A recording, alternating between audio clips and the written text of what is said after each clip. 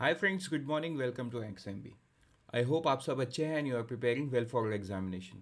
तो शुरू करते हैं आज का हमारा करंट अफेयर जो कि है 30 दिसंबर 2022। So let's begin with the first piece of news. वो ये है कि रेल प्रोजेक्ट।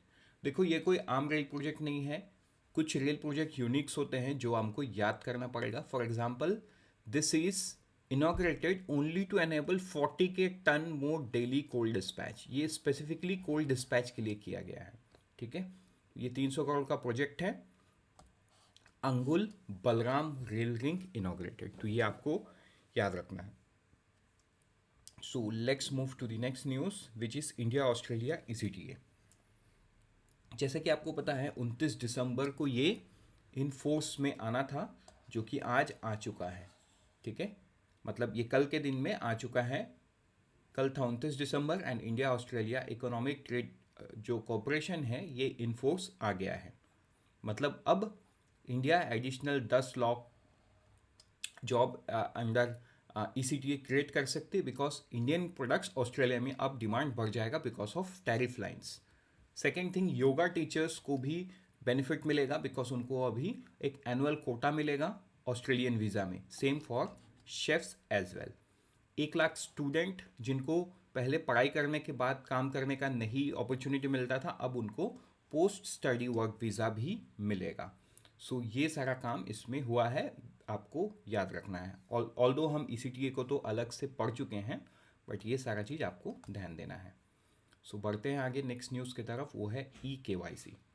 देखो, आधार बेस्ड ई केवाईसी का डेटा हर मंथ आता है, तो इस मंथ भी आया है। जो ट्रांजैक्शन है दिस जम 22% और जो ऑथेंटिकेशन है आधार ऑथेंटिकेशन ये 11% से ग्रो किया है।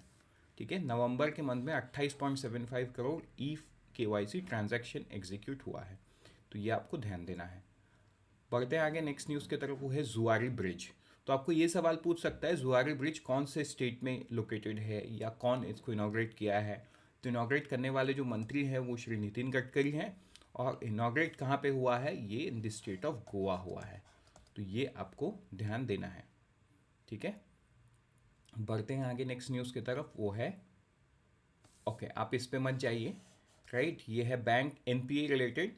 तो आरबीआई का जो रिपोर्ट आया है उस रिपोर्ट में बैंक का जो एनपीए है वो घटता हुआ नज़र आया है। अगर आप 10 साल में देखोगे तो ये आज 1.3% ही हुआ है।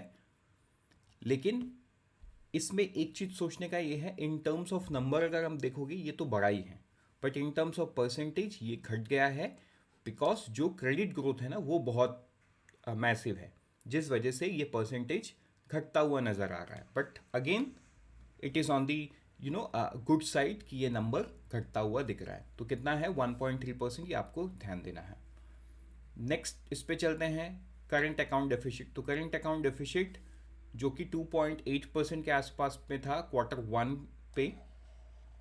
ठीक है, और अभी क्वार्टर 2 का डेटा है वो है 4.4%।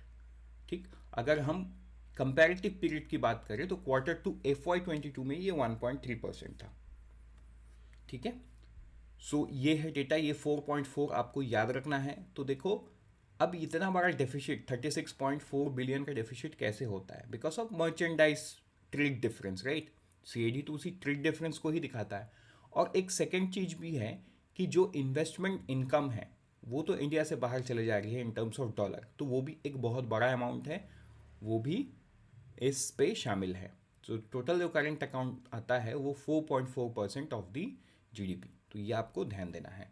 With this, we are done for today. Let's meet tomorrow morning once again. Till then, unfold your potential with IXMB. All the best, and always remember IXMB helps you prepare 50% faster.